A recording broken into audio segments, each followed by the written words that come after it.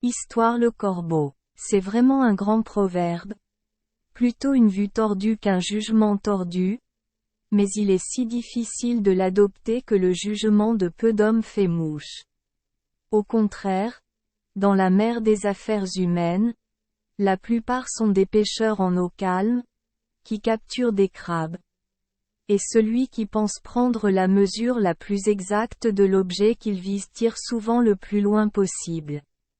La conséquence de ceci est que tous courent pêle-mêle, tous travaillent dans l'obscurité, tous pensent de travers, tous font des jeux d'enfants, tous jugent au hasard, et d'un coup hasardeux d'une résolution insensée s'attirant sur eux un amer repentir. Comme ce fut le cas du roi de Shady Grove. Et vous saurez comment cela s'est passé pour lui si vous m'appelez dans le cercle de la modestie avec la cloche de courtoisie et si vous m'accordez un peu d'attention. On dit qu'il y avait autrefois un roi de Shady Grove nommé Milucho, qui était si dévoué à la chasse, qu'il négligeait les affaires nécessaires de son état et de sa maison pour suivre la trace d'un lièvre ou le vol d'une grive.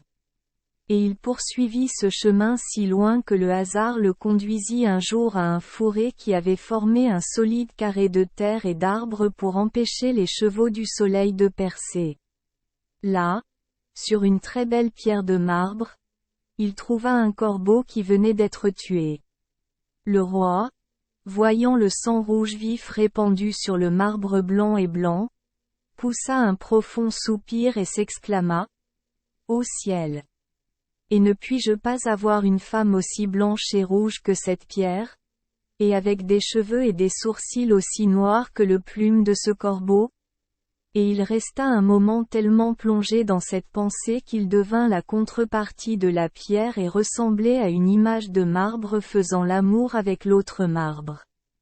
Et cette malheureuse imagination s'installant dans sa tête, tandis qu'il la cherchait partout avec la lanterne du désir, elle passa en 4 secondes d'une dent à une perche, d'une pomme sauvage à une citrouille indienne, de la braise de barbier à un ver fournaise, et du nain au géant. À tel point qu'il ne pensait à rien d'autre qu'à l'image de cet objet incrusté dans son cœur comme pierre à pierre. Partout où il tournait ses yeux, cette forme lui était toujours présentée qu'il portait dans sa poitrine, et oubliant tout le reste, il n'avait que cette bille dans la tête. Enfin il s'est tellement usé sur la pierre qu'il est enfin devenu aussi maigre que le tranchant d'un canif. Et ce marbre fut une meule qui écrasait sa vie, une dalle de porphyre sur laquelle étaient broyées et mélangées les couleurs de ses jours, un amadou qui enflammait l'allumette de soufre de son âme, un aimant qui l'attirait, et enfin, une pierre qui roule qui ne pourrait jamais se reposer. Enfin, son frère Gennariello, le voyant si pâle et à moitié mort, lui dit : « Mon frère, que t'est-il arrivé, pour que tu portes la douleur logée dans tes yeux, et le désespoir assis sous la pâle bannière de ton visage ? T'est-il arrivé ? Parle. Ouvre ton cœur à ton frère. L'odeur du charbon enfermé dans une chambre empoisonne les gens. La poudre enfermée dans une montagne la souffle dans l'air. Ouvre donc tes lèvres et dis-moi ce qui t'arrive. Avec vous ?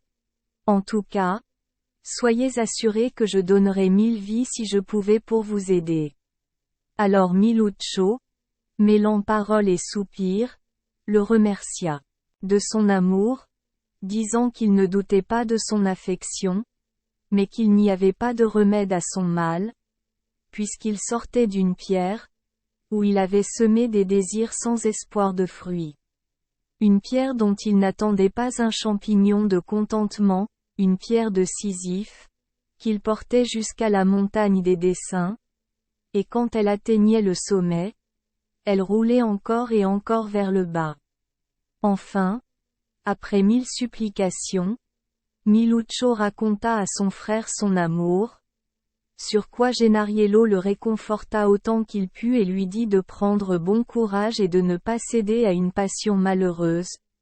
Pour cela il était résolu, pour le satisfaire, à parcourir le monde jusqu'à ce qu'il trouve une femme la contrepartie de la pierre.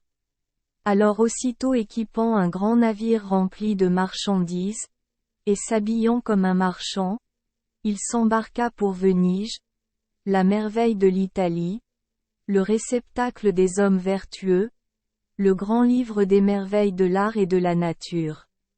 Et s'y étant procuré un sauf-conduit pour passer au Levant, il s'embarqua pour le Caire.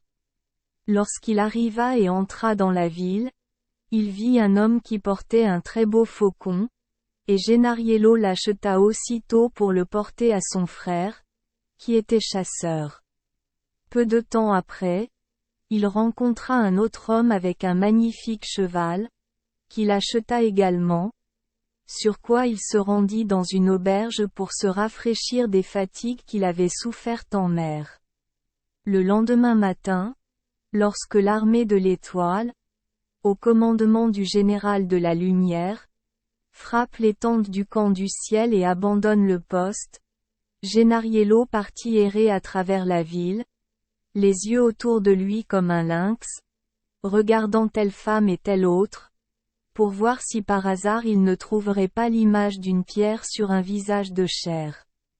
Et comme il errait au hasard, se tournant continuellement d'un côté et de l'autre, comme un voleur craignant les connétables, il rencontra un mendiant portant sur le dos un hôpital de pansements et une montagne de haillons, qui lui dit: « Mon vaillant monsieur, qu'est-ce qui vous fait si peur?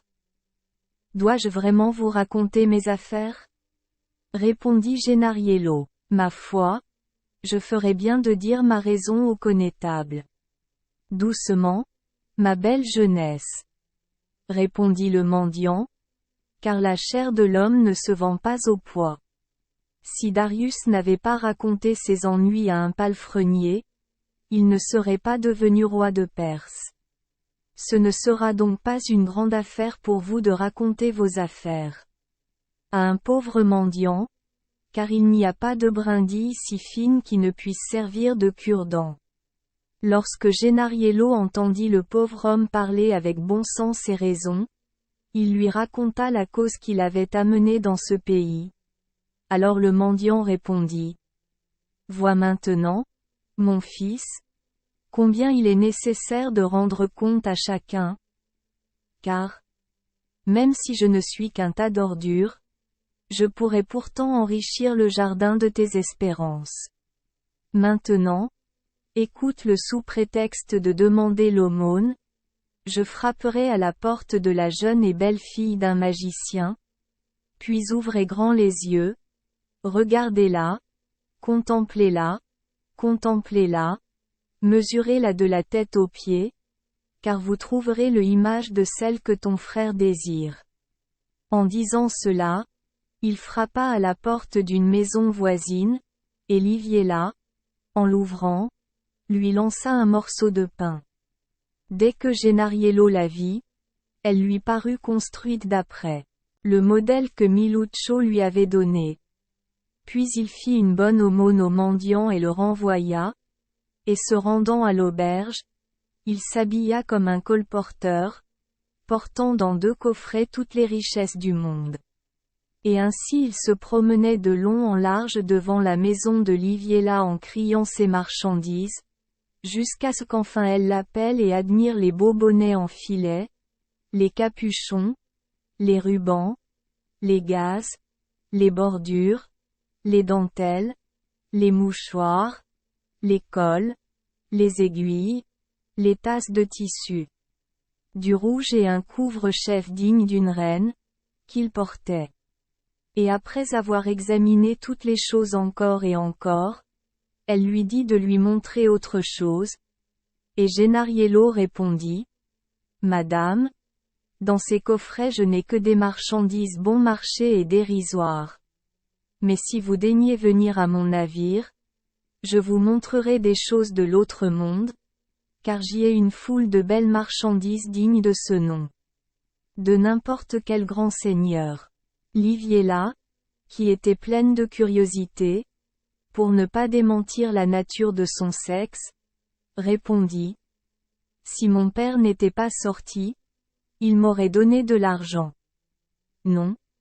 Vous pouvez venir d'autant mieux s'il est absent, répondit Gennariello, car peut-être qu'il ne vous accordera peut-être pas ce plaisir. Et je vous promets de vous montrer des choses si splendides qui vous feront délirer, de tels colliers et boucles d'oreilles, de tels bracelets et ceintures, un tel travail de papier, enfin je vous étonnerai parfaitement. Lorsque Liviella entendit tout cet étalage de parures, elle appela un de ses commérages pour l'accompagner et se rendit au navire. Mais à peine était-elle embarquée que Gennariello, tout en la gardant enchantée par la vue de toutes les belles choses qu'il avait apportées, ordonna astucieusement de lever l'ancre et de mettre les voiles, de sorte qu'avant que Liviella ne lève les yeux des marchandises et j'ai vu qu'elle avait quitté la terre, ils avaient déjà parcouru de nombreux kilomètres. Lorsqu'elle s'aperçut enfin de l'astuce, elle commença à jouer Olympia dans le sens inverse, car tandis qu'Olympia déplorait d'être laissée sur un rocher, Liviella se lamentait d'avoir quitté les rochers.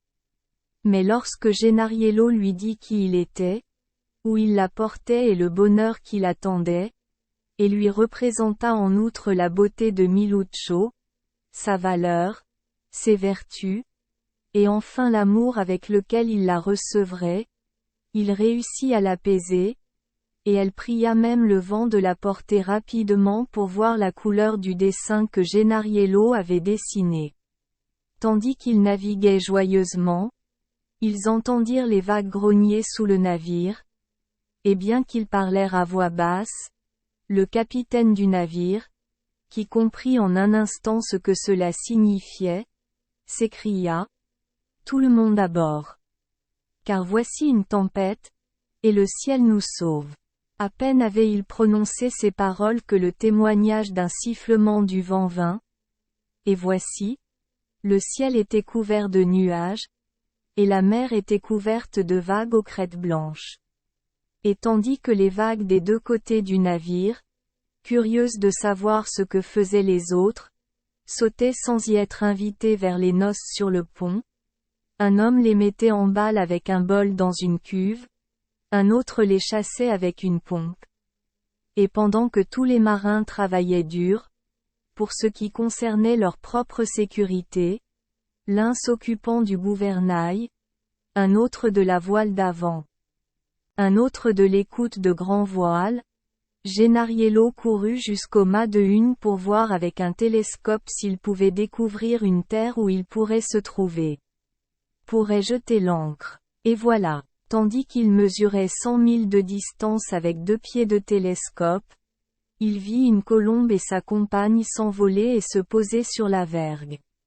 Alors l'oiseau mâle dit: Ruquet, Ruquet. Et sa compagne répondit: Qui a-t-il, mon mari, pour que tu te lamentes ainsi? Ce pauvre prince, répondit l'autre, a acheté un faucon qui, aussitôt qu'il sera entre les mains de son frère, lui arrachera les yeux. Mais s'il ne le lui apporte pas, ou s'il l'avertit du danger, il se transformera en marbre. Et là-dessus il se remit à crier: Ruquet, Ruquet. Et son compagnon lui dit: Quoi? Tu te lamentes toujours. Y a-t-il quelque chose de nouveau? Oui, en effet, répondit le mâle colombe, il a aussi acheté un cheval, et la première fois que son frère le montera, le cheval lui brisera le cou, mais s'il ne le lui prend pas, ou s'il le prévient de le danger, il se transformera en marbre. Ruquet, Ruquet, il a encore pleuré, hélas, avec tous ces rucche, rucche, dit la colombe, qu'est-ce qu'il y a maintenant? Et sa compagne dit: Cet homme emmène une belle femme à son frère. Mais la première nuit, dès qu'ils s'endorment, ils seront tous deux dévorés par un effrayant dragon. Mais s'il ne la lui prend pas, ou s'il l'avertit du danger, il se transformera en marbre. Pendant qu'il parlait, la tempête cessa, et la fureur de la mer et la fureur du vent s'apaisèrent. Mais une tempête bien plus grande s'éleva dans le cœur de Gennariello, d'après ce qu'il avait entendu, et plus de 20 fois il fut sur le point de tout jeter à la mer, pour ne pas porter sur son frère la cause de sa ruine. Mais d'un autre côté, il pensait à lui-même et réfléchissait que la charité commence à la maison. Et craignant que, s'il ne portait pas ces choses à son frère, ou s'il l'avertissait du danger, il ne se transforma en marbre, il résolut de considérer plutôt le fait que la possibilité, puisque la chemise était plus proche de lui que la veste. Lorsqu'il arriva à Shady Grove, il trouva son frère sur le rivage, attendant avec une grande joie le retour du navire qu'il avait aperçu de loin. Et quand il vit qu'elle portait celle qu'il portait dans son cœur, et qu'en confrontant un visage à l'autre il s'aperçut qu'il n'y avait pas la différence d'un cheveu, sa joie fut si grande qu'il fut presque accablé sous le fardeau excessif de la joie.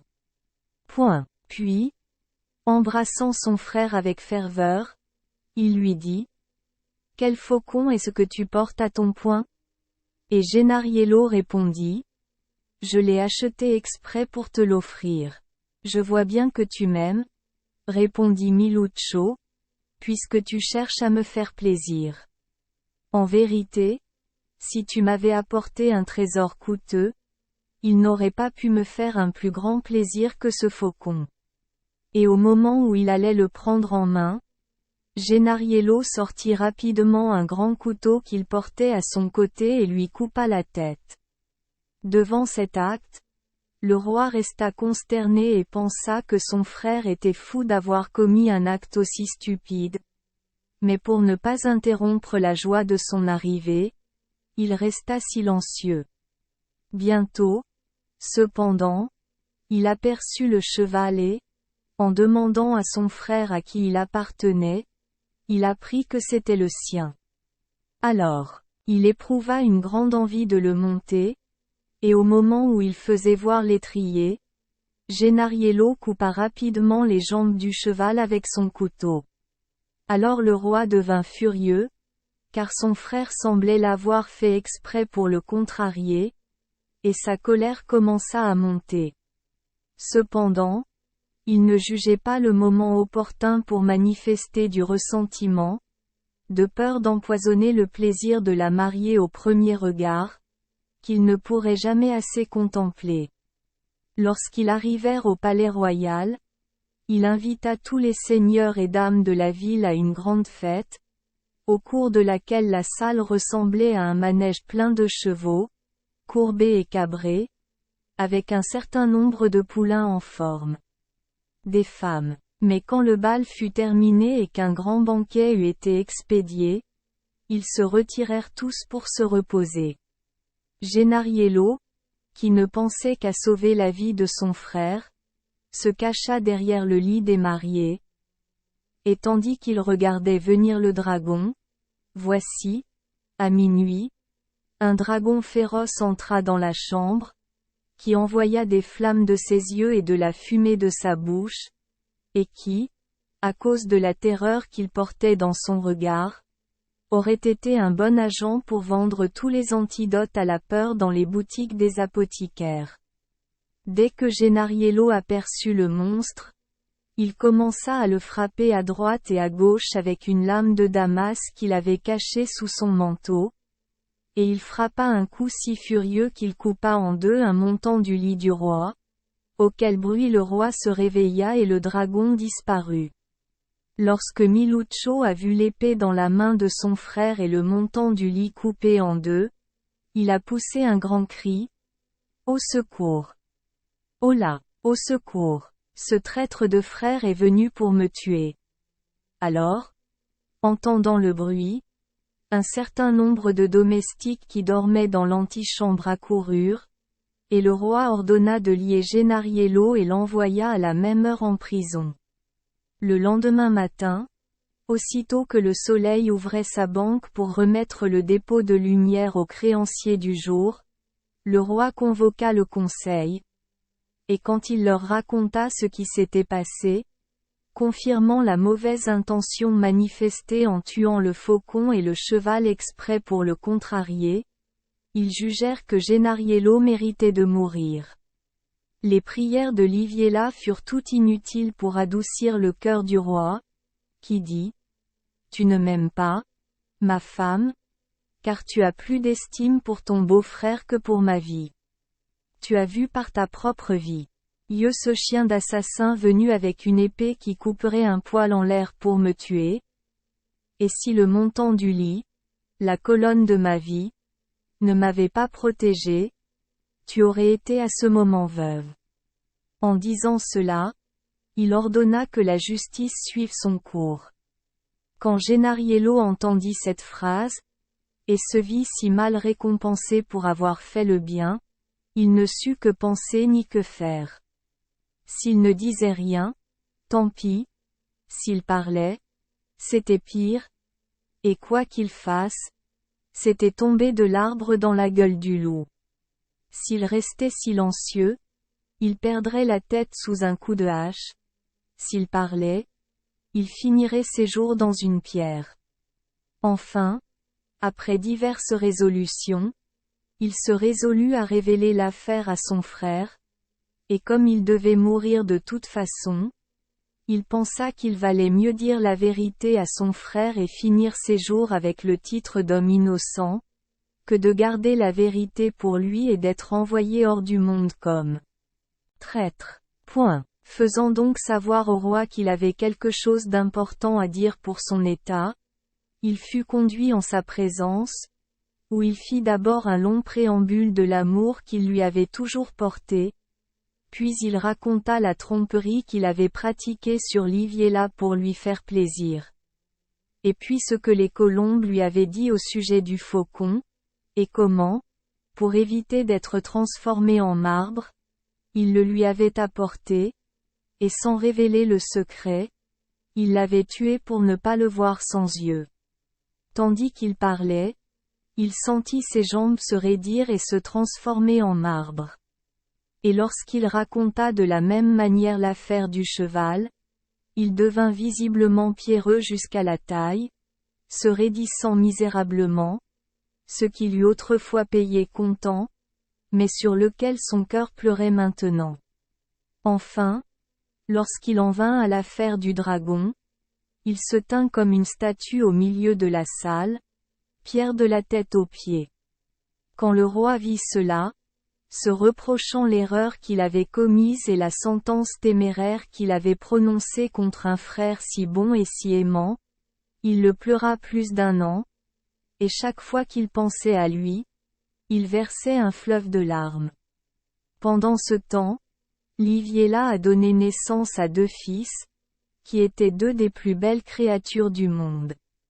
Et après quelques mois, lorsque la reine était partie à la campagne pour ses plaisirs, et que le père et ses 2 petits garçons se trouvèrent par hasard au milieu de la salle, regardant avec des yeux pleins de larmes la statue, mémorial de sa folie, qui lui avait arraché la fleur des hommes, voici qu'entrait un vieillard majestueux et vénérable, dont les longs cheveux tombaient sur ses épaules et dont la barbe couvrait sa poitrine.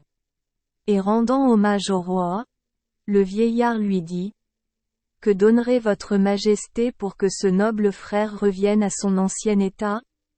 Et le roi répondit: « Je donnerai mon royaume. » « Non, » répondit le vieil homme, « ce n'est pas une chose qui nécessite un paiement en richesse. Mais étant une affaire de vie, elle doit être payée avec autant de vie. » Alors le roi, en partie par amour pour Gennariello, et en partie parce qu'on lui reprochait le mal qu'il lui avait fait, répondit: « Croyez-moi, mon bon monsieur, je donnerai ma vie pour la sienne. Il est sorti de la pierre, je me contenterai d'être enfermé dans une pierre. » En entendant cela, le vieillard dit: « Sans risquer votre vie, puisqu'il faut si longtemps pour élever un homme, le sang de vos 2 petits garçons, enduit sur le marbre, suffirait à le faire revivre instantanément. Double point. Alors le roi répondit, j'ai peut-être encore des enfants, mais j'ai un frère et un autre que je ne pourrai plus jamais espérer voir.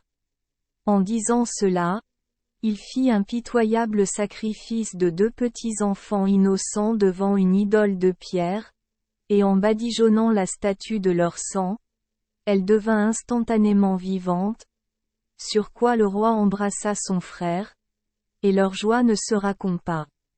Puis on fit mettre ces pauvres petites créatures dans un cercueil, afin de leur donner un enterrement avec tout l'honneur qui leur est dû. Mais à ce moment précis, la reine rentrait chez elle, et le roi, ordonnant à son frère de se cacher, dit à sa femme, « Que donnerais-tu, mon cœur, pour que mon frère ressuscite ?»« Je donnerai tout ce royaume, répondit Liviella. Et le roi répondit, « Voudriez-vous donner le sang de vos enfants ? Non. Pas cela, en effet, répondit la reine, car je ne pourrais pas être assez cruelle pour m'arracher de mes propres mains la prunelle de mes yeux. Hélas, dit le roi, pour voir un frère vivant, j'ai tué mes propres enfants. Car c'était le prix de la vie de Gennariello. En disant cela, il montra à la reine les petits garçons dans le cercueil, et quand elle vit ce triste spectacle, elle cria comme une folle, disant, « Ô mes enfants! Vous, accessoires de ma vie, joie de mon cœur, fontaine de mon sang. Qui a peint en rouge les vitres du soleil? Qui a peint en rouge les vitres du soleil? Sans permis de médecin? La veine principale de ma vie a saigné? Hélas! Mes enfants, mon espoir maintenant m'a été enlevé, ma lumière maintenant obscurcie, ma joie maintenant empoisonnée, mon soutien maintenant perdu. Vous êtes poignardés par l'épée, je suis transpercé de douleur, tu es noyé dans le sang, moi dans les larmes. Hélas!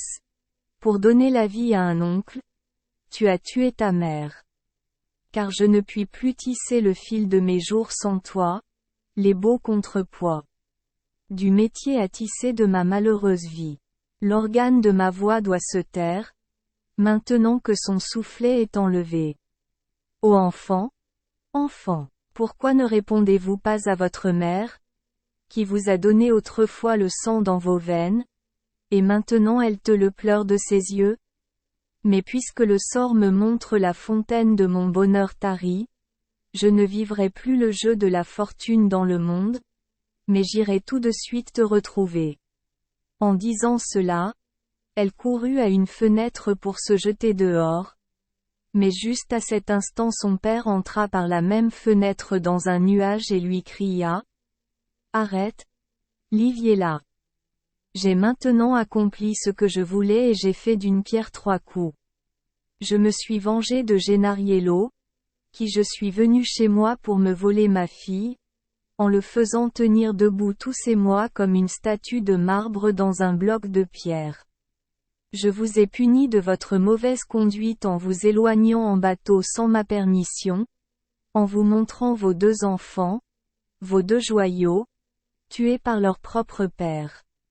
Et j'ai puni le roi du caprice qu'il s'était mis en tête, en le faisant d'abord le juge de son frère, et ensuite le bourreau de ses enfants. Mais comme je n'ai voulu que vous tondre et non vous écorcher, je désire maintenant que tout le poison se transforme pour vous en friandise. Par conséquent, allez, reprenez vos enfants et mes petits-enfants, qui sont plus beaux que jamais. Et toi, Miluccio, embrasse-toi. Moi, je te reçois comme mon gendre et comme mon fils.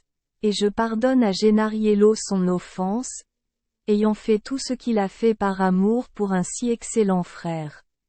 Et tandis qu'il parlait, les petits enfants arrivaient, Et le grand-père ne se contentait jamais de les embrasser et de les embrasser.